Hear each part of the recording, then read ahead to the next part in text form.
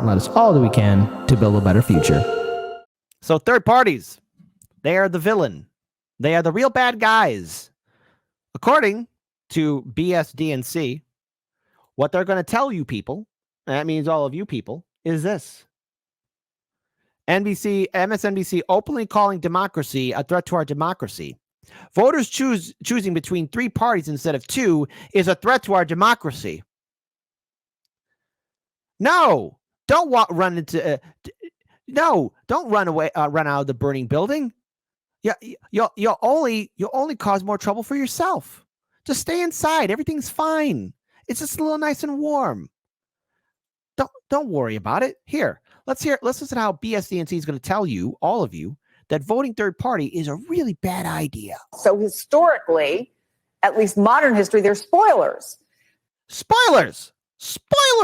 But with the current level of dissatisfaction with Trump and Biden, is there any chance you see this year could be different? No, I think that third-party candidates are spoilers. I mean, history could potentially repeat itself. You know, there's a guy named first name Abraham, last name Lincoln, who ran as a third-party candidate. It's a good thing that guy just died off in the sunset, right? Didn't actually win. Oh, wait, he did win presidency. Oh, let's not also forget the examples of when Americans actually wanted third parties and when there was a chance for us to actually have third party candidates. We cannot forget the successful candidacy of, Theodore Roosevelt for the Bull Moose Party. And if we really truly gone forward, he really could have secured the presidency, possibly. How can we also ignore the fact of Ross Perot or Ralph Nader or Jill Stein or Gary Johnson? People have a right. The American people have a right to pick who they want as their candidate. How can you spoil something that's already rotten? I, as a voter, can do whatever I want. Again, and now more than ever, the idea of a third party is a threat to our democracy. This is not the time for this. I understand the frustration that the American electorate has. People always express. It's a threat to our democracy. We can't afford people to have choices. Listen, you have to do what we say and follow the orders. Follow orders or else. Express a certain amount of frustration with the two-party system. But that's the system we have. And we're not in a position now where we have 2 candidates who equally are. Now, look, first of all, I don't know who this Ryan Binkley guy is, but he's irrelevant. Marianne Williamson, she's gone. Dean Phillips, he's going to be gone. It's going to be Trump, Biden, and guess what?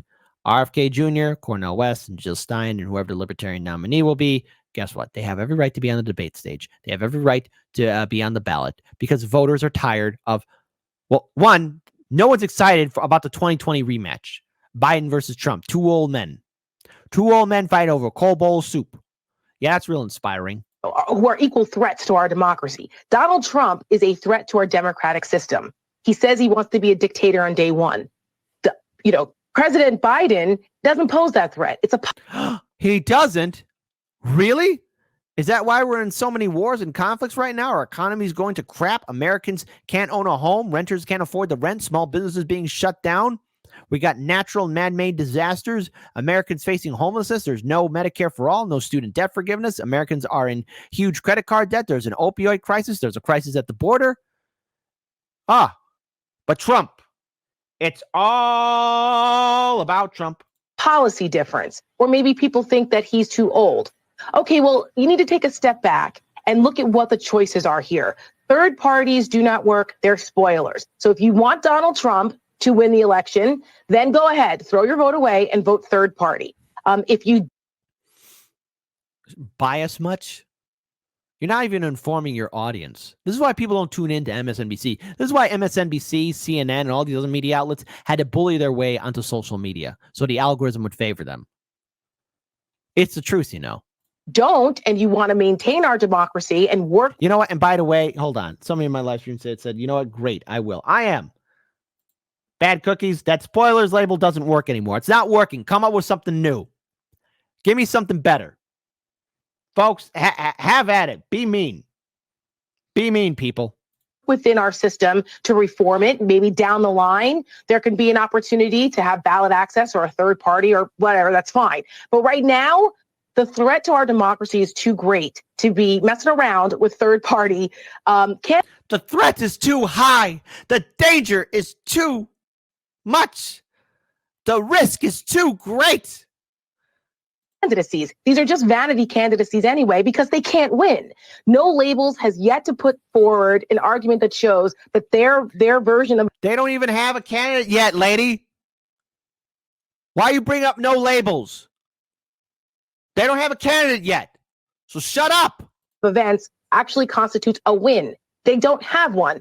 And so every single time we've gone through this exercise, it has really been a vanity candidacy. And if you look at what happened to Hillary Clinton with Jill Stein in 2016, Jill Stein cost her votes in states where Hillary Clinton lost by less votes than Jill Stein offered. So, I mean, it's so obvious what's going on here, but they're just exploiting the frustrations of the American people. No.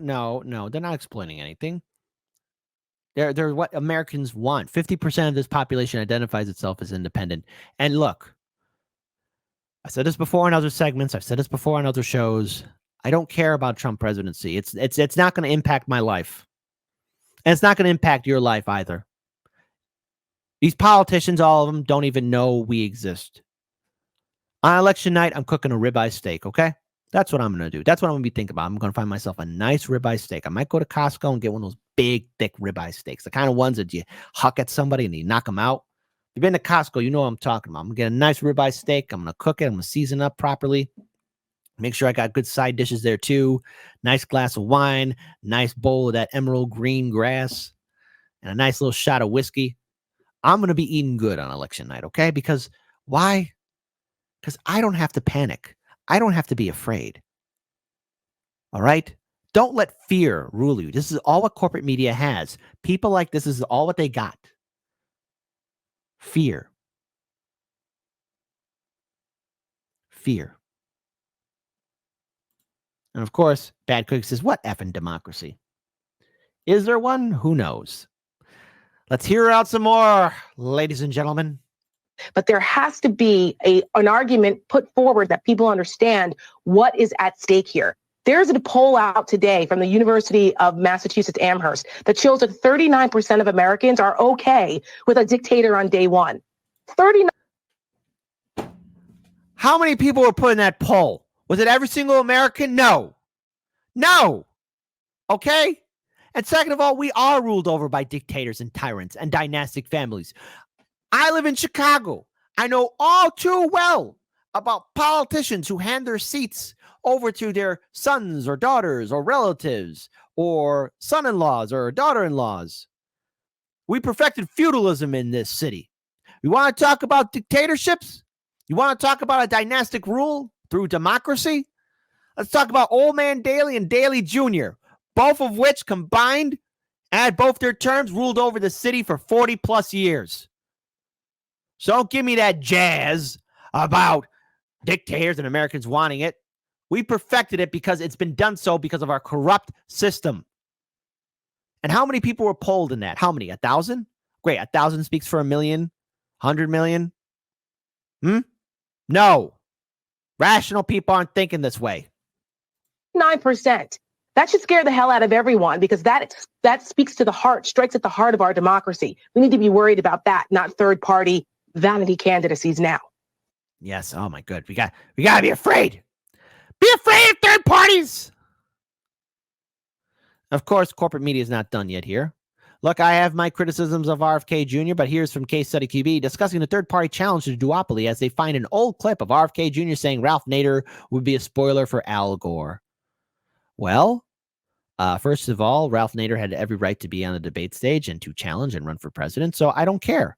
Plus, Al Gore ran a piss-poor campaign. Okay? There. Was he inspiring? No.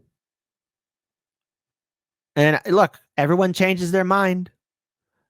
Everybody changes their mind. But hey, corporate media, like I said, corporate media is going to be doing everything it can to dismiss and put down third-party candidates. Voters in Nevada have added more evidence to a couple of facts about the 2024 election. Joe Biden and Donald Trump are indeed cruising to their nominations, and widespread disenchantment with both of them could be a boost to a third-party candidate. Oh, my goodness. Gracious, Cretaceous. Heaven forbid.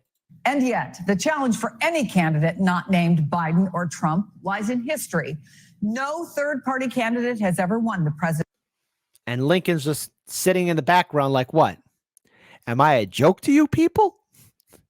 Oh, Abe, $5, 1 cent penny, Abe. Sorry we let you down, buddy. From the window to the wall, we're sorry we let you down.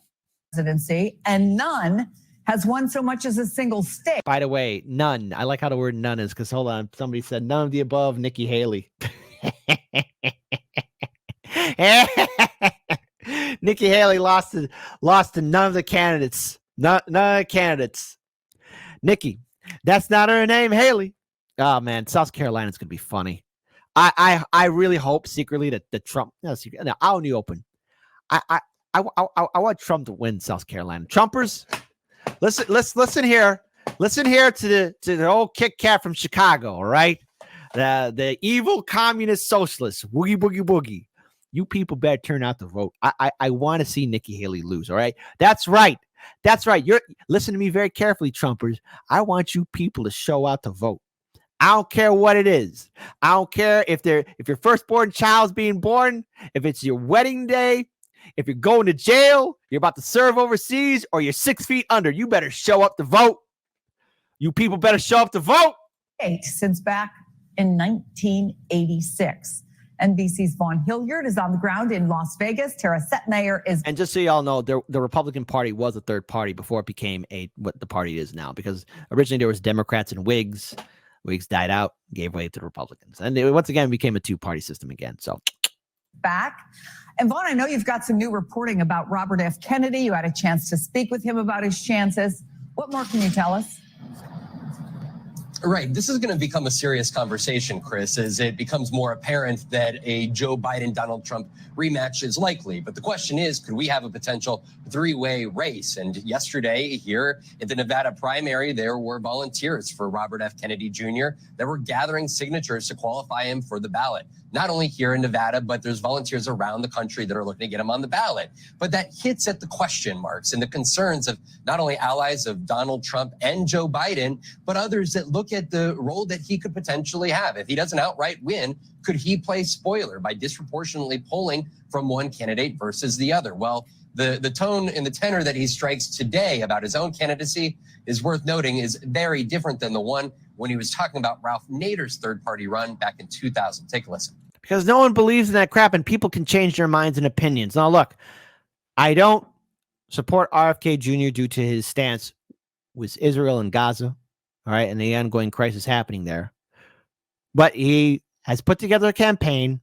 He should be on the ballot, and he should be on a debate stage, just like Dr. Cornel West, just like Dr. Jill Stein should be, just like whoever the Libertarian nominee will be, or anyone else who's running as an independent or third-party candidate should be. And yes, that even includes Donald Trump, okay? So they're running for president. They clearly have a support base. They clearly have people that want to vote for them. Okay, all those people I mentioned. So just because RFK Jr. said something like, okay, what? He was with Al Gore and was against Ralph Nader. Fine. I don't care. How is that relevant to today? What's happening now? This is how desperate corporate media is going to get, because they're going to keep on slandering and smearing third parties. His candidacy could draw enough votes in certain key states from Al Gore to give the entire election to George W. Bush. If polling were to show that you were taking a greater share of the electorate away from Joe Biden and potentially help Donald Trump, would you bow out of this race? It's always about it'll help Trump. Listen, MSNBC, CNN. I know you're putting on an act, because I know in your back rooms you're thinking, "Oh God in heaven, please let Trump win. Please, please, please, please, please." Because guess what? He was the only reason why your channel's got any views. And I see your desperate attempt to destroy third parties. I see what you're doing. You can't hide it. We see it. What are you trying to prove here? I'm not going to bow out of the race. I think Americans should have a choice, that they shouldn't be forced to choose the least of two evils. Chris, it's always worth going back to the archives, and he wrote an op-ed. Oh, yeah, it's always worth going back to the archives. He said this, but people can change their minds. People can have a different perspective. They can evolve on opinion. You know, hey, guess what? You're going to roll back in time when I voted Democrat? Okay. And then I realized how foolish and pathetic it was to be wasting my time and energy to vote Democrat. And I changed my mind. I grew. Oh, how about that? Voting third party and independent. How about that? Okay. Whoa. Okay. I one time voted Democrat a few times. Okay. Now after 2016, full on independent third party, not looking back. Okay. Because people can change. People can grow. But according to MSNBC, oh, that's it. That's it. He was against spoiler candidates way back during Bush versus Gore. At the time, just months before that 2000 election as well, in which Robert F. Kennedy Jr. wrote, quote, "A vote for Mr. Nader is a vote for Mr. Bush." He went on to suggest that Nader was wrong when he, quote, "dismisses his spoiler role by arguing that there is little distinction between the two major parties' candidates." Now, of course, Robert F. Kennedy tells me that he intends to win this election here in 2024. But when we look back at that 2000 election, it was not just Florida, but it was also New Hampshire's razor-thin results. And many suggest that it was Ralph Nader's candidacy that cost Al Gore the presidency in that 2000 election against George W. Bush, Chris. Yeah, for them, the sting never goes away. Okay, Tara, when you take a look. No, we're not going to listen to her again. No. Hold on. I'm going to subject you guys to another person saying that even after a special counsel report questioning Biden's memory, the American people can only choose between Biden and Trump. An independent has absolutely no chance. Shout out to Case Study QB. I don't know how you sit through this, buddy. Case Study's made out of stronger stuff than me. Democrats have no option. He is going to be the nominee, just like we know that Trump is going to be the nominee. And so if you don't rally around Biden, you're basically supporting Trump. If you don't rally around Trump, you're basically supporting Biden. The die have been cast. That's it. It's over. It's Trump versus Biden. Who's excited? Nobody. Only diehard sycophants of the vote blue and vote red crowd. Who we have. This is who we'll be voting for in November. Either Joe Biden or someone who is 4 years younger, Donald Trump. So could a winner in this be the independent? No, the political system and the way the rules are staged, an independent has absolutely no chance. And it's almost already too late for an independent to have a viable election. Even an independent with the name Kennedy? Independents don't have a chance. Now, the thing is, I'm hoping independents actually have a chance. I do want to see all the independent candidates, and I know some of them I agree with, some of them I don't. Some I agree with, some I don't agree with. I want to see each of them. Ideally, I don't think it could be done, but if it can be done, talk about how great it would be if they can each win an electoral college vote.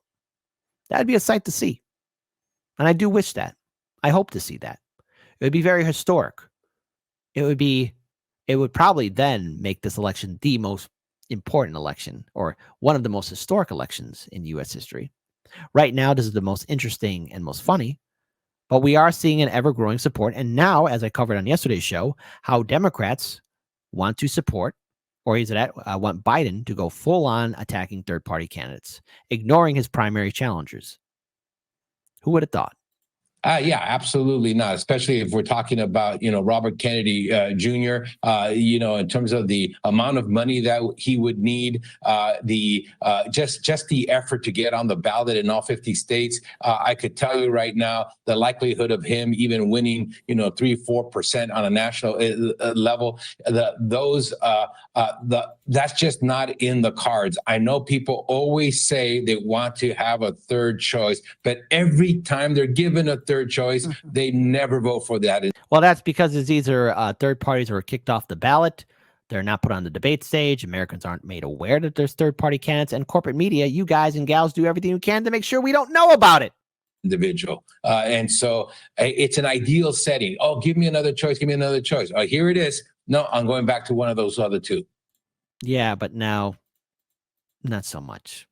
So what can we take away from this? Well, third parties and independents are gaining more traction. They're gaining more support. People are seeing it. People are talking about it. And people are done with being lied to and abused by the two-party system. No more. No more. It's time for us to wake up. Now, each of you will have to make a choice on election night. You have the choice of voting Democrat, which is your choice. Voting Republican, which is your own choice as well. Voting independent or third party, that's your choice as well. Don't let anybody bully you, or either that, not vote at all. 2024, it's your choice. It always has been. And corporate media, in their desperate attempts to try and silence the third party independent movement, want you to be afraid because, oh, if you vote third party, you're helping Trump. No, you're not. Here, use this mantra, this thought right now. By voting third party and independent, you're triggering a liberal. You're living rent-free in their head. Do so because it makes you happy. Do so because somebody right now is just looking at you or thinking about you saying, I wish they didn't vote third party, and just, this, gloat about it. Talk about it. Don't be ashamed and be proud. I'm voting third party like I did in 2016, like I did in 2018, like I did in 2020, like I did in 2022, and I'll do it again in 2024.